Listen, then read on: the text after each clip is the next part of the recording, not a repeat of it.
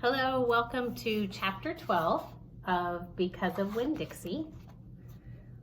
When we finished chapter 11, there had just been a terrible thunderstorm at night, and Winn Dixie woke up Opal and then ran back and forth in the trailer. If you've ever been in a trailer before, you know it is long and skinny and you can run from one end to the next, and that's exactly what Winn Dixie did. Ran back and forth and back and forth, and the preacher said, this Winn Dixie is so afraid of thunderstorms. And it ended with him making a promise that they had to keep Winn Dixie safe if there was another storm. And it made Opal feel so good about the preacher, her dad. Chapter 12. Please open up your own books and follow along with me if you're in this version. It's page 79. Let's read together. Me and Winn Dixie got to Gertrude's Pets so early for my first day of work that the closed sign was still in the window. But when I pushed on the door, it swung open, and so we went on inside. I was about to call out to Otis that we were there, but then I heard music. It was the prettiest music I had ever heard in my life. I looked around to see where it was coming from, and that's when I noticed that all of the animals were out of their cages. There were rabbits and hamsters and gerbils and mice and birds and lizards and snakes, and they were all just sitting there on the floor like they had turned to stone. And Otis was standing in the middle of them. He was playing a guitar, and he had on his skinny, pointy-toed cowboy boots, and he was tapping them while he was playing the music. His eyes were closed, and he was smiling. Winn Dixie got a dreamy kind of look on his face. He smiled really hard at Otis, and then he sneezed, and then his whiskers went all fuzzy, and then he sighed, and he kind of drooped to the floor with all the other animals. Just then, Gertrude caught sight of Winn Dixie. "Dog!" she croaked, and flew over and landed on his head. Otis looked up at me. He stopped playing his guitar, and the spell was broken. The rabbits started hopping, and the birds started flying, and the lizards started leaping, and the snakes started slithering. And Winn Dixie started barking and chasing everything that was moving, and Otis shouted, "Help me!" For what seemed like a long time, me and Otis ran around trying to catch mice and gerbils and hamsters and snakes and lizards. We kept on bumping into each other and tripping over the animals, and Gertrude kept screaming, "Dog! Dog!" Every time I caught something, I put it back in the first cage I saw. I didn't care if it was the right cage or not. I just put it in and slammed the door. And the whole time I was chasing things, I was thinking that Otis must be some kind of snake charmer. The way he could play his guitar and make all the animals turn to stone.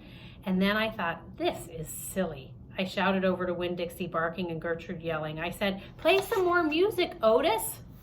He looked at me for a minute. Then he started playing his guitar, and in a few seconds, everything was quiet. Winn Dixie was lying on the floor, blinking his eyes and smiling to himself and sneezing every now and then. And the mice and the gerbils and the rabbits and the lizards and the snakes that we hadn't caught yet got quiet and sat still. And I picked them up one by one and put them back in their cages. When I was all done, Otis stopped playing. He looked down at his boots. "I was just playing them some music. It makes them happy."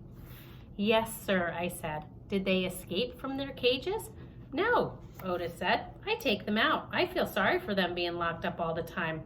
I know what it's like being locked up." "You do?" I said.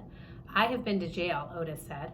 He looked up at me real quick and then looked back down at his boots. "You have?" I said.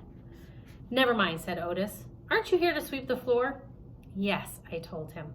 He walked over the counter and started digging through a pile of things, and finally he came up with a broom. "Here," he said, "you should start sweeping." Only he must have gotten confused. He was holding out his guitar to me instead of the broom. "With your guitar?" I asked. He blushed and handed me the broom, and I started to work. I'm a good sweeper. I swept the whole store and then dusted some of the shelves. The whole time I worked, Winn Dixie followed me, and Gertrude followed him, flying behind him and sitting on his head and his back and croaking real quiet to herself, "Dog, dog."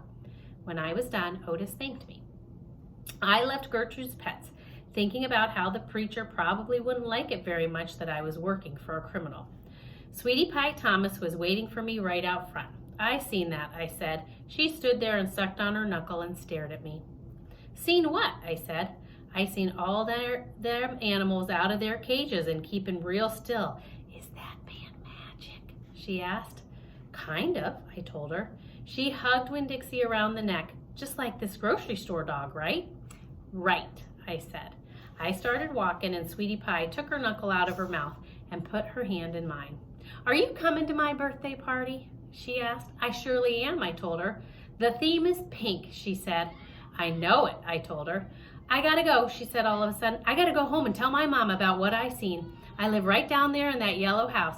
That's my mama on the porch. You see her? She's waving at you. I waved at the woman on the porch and she waved back, and I watched Sweetie Pie run off to tell her mama about Otis being a magic man. It made me think about my mama and how I wanted to tell her the story about Otis charming all the animals. I was collecting stories for her. I would also tell her about Miss Franny and the bear and about meeting Miss Gloria Dump and believing for just a minute that she was a witch. I had a feeling that these were the kind of stories my mama would like, the kind that would make her laugh out loud the way the preacher said she liked to laugh.